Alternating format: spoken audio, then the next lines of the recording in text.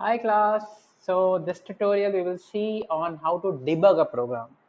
So this is one of the most important steps in any program that you do, right? So debugging a program means when you are getting an error to identify why the error is coming.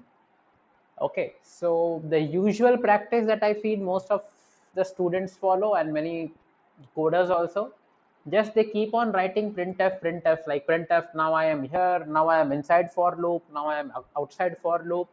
So that's not the way how you debug a program. So there are debuggers. Every language has its own debugger. So in VS Code, the debugger is quite powerful. And today we will see a small example on how to use the debugger. This will actually help you in future also in throughout Python course or elsewhere also, that once you learn the art of debugging, the things remain the same. So start your VS Code. We are writing these two lines just to clear the terminal first. And now I am writing a function called summation. So we have seen here how we can take variable input. So what the summation does for all the numbers that are passed to this function, it will add them all and return them. Right? So I define a variable called total equal to 0, and from this tuple, I read every number and add it to the total. Total plus equal to x, or I can also write total equal to total plus x, and then it will compute. And finally, I return the value of total.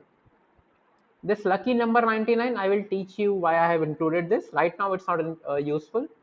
So I am defining a summation and I am passing three values to it, 10, 20, 30. They will be collected in numbers tuple. Because we have a star mark, we can use variable number of parameters. And then let us try to run the code. So see, the total basically prints out to be 60. Okay. Now let us do one thing. Let us just try for different example. Let us keep it 50 and 100. So answer should be 210. So answer is coming as 210. Okay. So let us return back to the original example for 60. So as you can see, this for loop keeps on adding iteratively one number after the other. So now let me make some bug in the program. Okay. So indentation of return should come after the for, but by mistake, assume you have returned the code like this, return total. So now what will happen? The first total will happen and it will return the total. So let us see what the output is, right? So the total is 10. So why did it happen? 10, 20, 30 gets here. So let me just print it out here. The number read now is,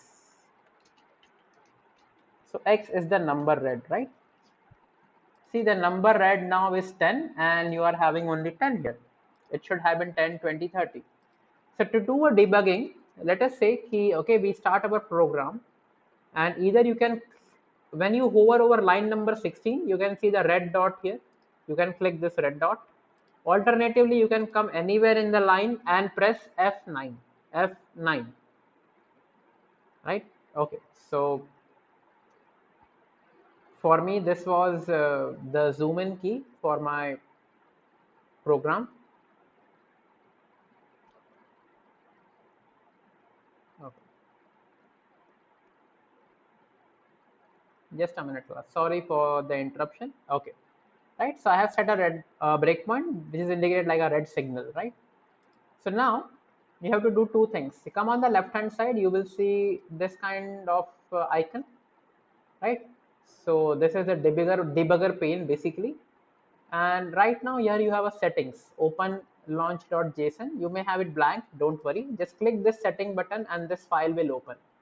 You need not change anything here, just the file is open, close the file. Okay. And in this section, you just need to select Python.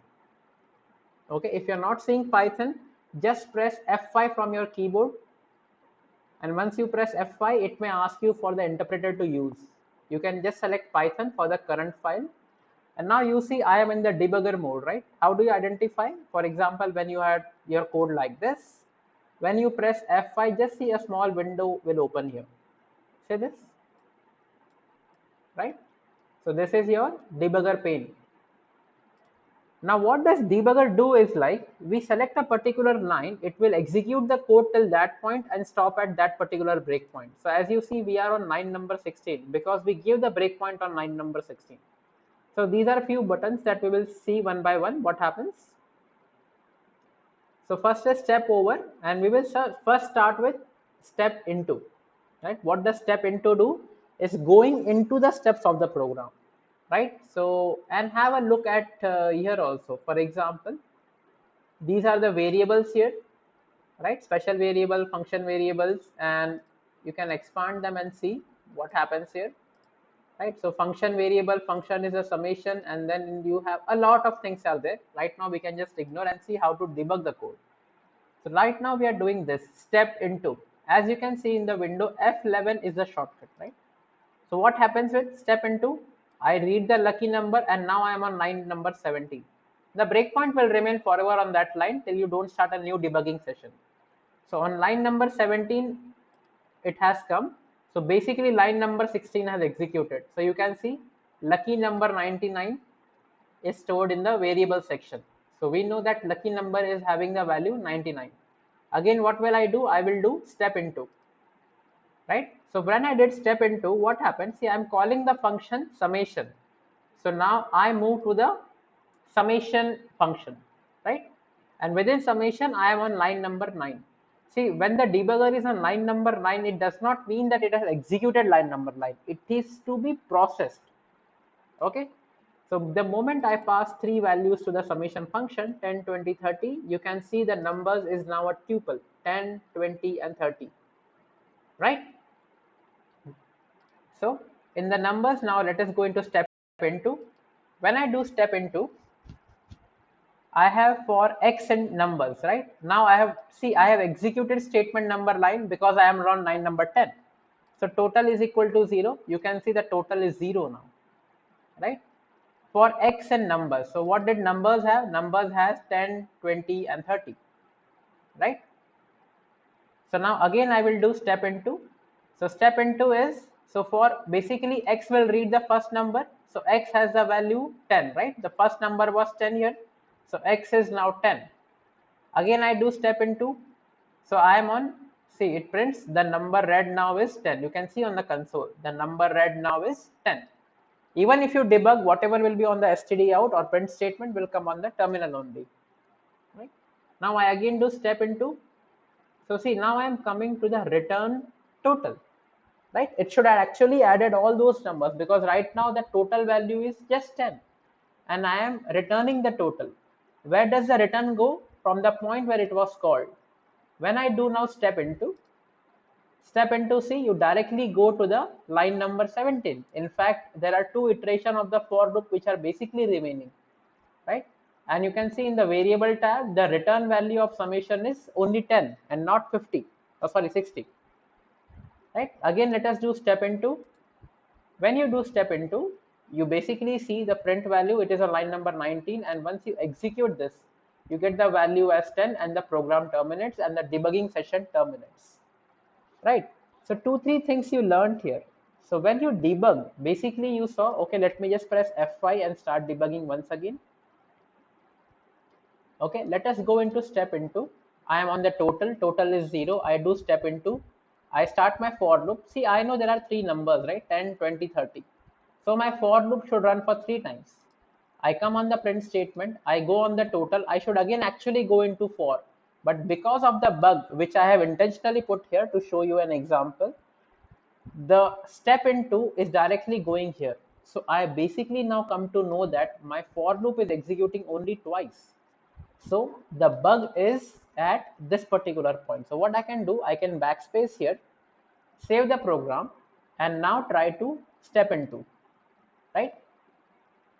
So it has again executed because the debugger remains the last copy with which it executed, right? So let me just execute the debugger, and now let us restart the debugger again, F5.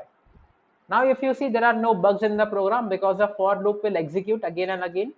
I am going step into. Now you see for X and numbers, the total is 0 because total was declared here as 0. I have 3 numbers. So let me bring this to the left so that everything is visible in a single screen. And this also let me bring to the left pane. So keep a watch here also, right? Now the number read now is 10. So you see the number read now is 10. So what was X? X is the first number, X is 10, right? So when I execute this line, you will see total is 0 now, but total will become total plus x, means 0 plus 10, which is 10. Okay.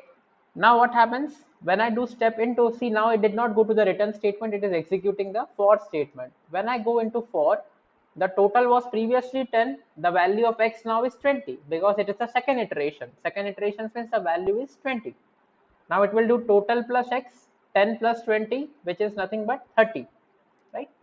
Again it goes to the for loop, total is already 30, the value of x read is 30 now, third value, third iteration. So 30 plus total is 60, right? So it again comes to the loop, basically the tuple has ended, right? So x basically does not no more exist, so it exits the for loop and now says return total. See, the total is 60. You can even hover totals to get the value. You can see 60 is appearing here, right? Now I again do step into, so the function has exited. See, function variables, everything has exited, so the memory is cleared. The return value of summation is 60. I come on line number 17, summation has returned 60. So now you will see total sum on this pane. When I go this, see, total sum is 60, and finally I am printing total sum, and when I execute this, I get the value as 60. So this is how you do Python debugging using VS Code, right? It's very easy. You can have a breakpoint anywhere. So for example, you felt because your code was returning a wrong value, I can keep the breakpoint on this particular point and then press F5, right? So you see all these numbers are executed and my program halts at the breakpoint. See, breakpoint, as the word says, it's a breakpoint. The program will break at that point, right? So now we will see what does step into and step over mean. See, this is step over, right? So what does step over means? For example, the for loop had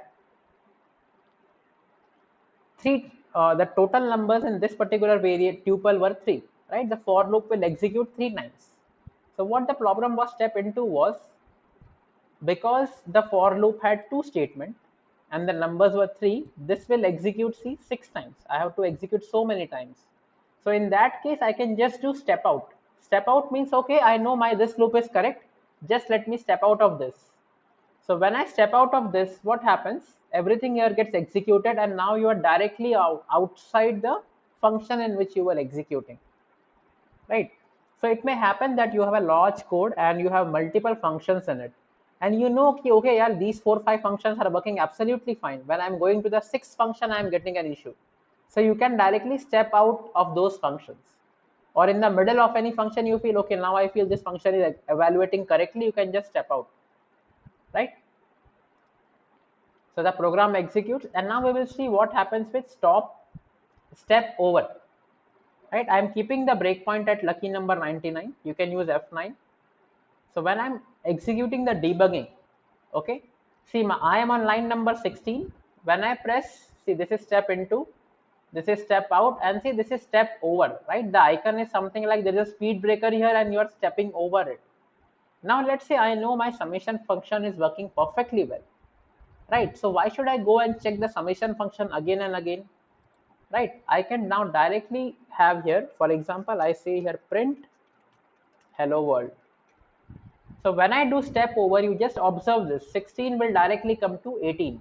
I am doing see step over, right? It comes here, of course it processes this line, but you see it directly goes above this line, right? It does not go into the summation function as previously we were seeing, right? So basically it has stepped over the function. And now again, let us do a step over, the program finally ends. Once again, let us try to do it again. Right, whenever I'm on lucky number 99, I am doing a step over. I come to line number 17, I do a step over. So instead of the debugger going to the summation function, it will step over it. Basically, it will skip it. See, it directly skips, and in the left hand side, you can see total sum is 60. Then when I'm printing the hello world is appearing on the screen. And then finally, it is step out and step over, it will be the same. So this is how you do debugging. I would advise you to kindly give some time to the debugging issues. It helps a lot when you write longer codes. Debugger helps a lot. See, under normal circumstances, you would have just printed the value of x everywhere, printed the value of total everywhere. I did not do anything of this sort. I just had the left pane and everything worked beautifully. That's it for this video. This closes module 4. Module 5, we will see list, detail, list, tuples, and dictionaries in more detail.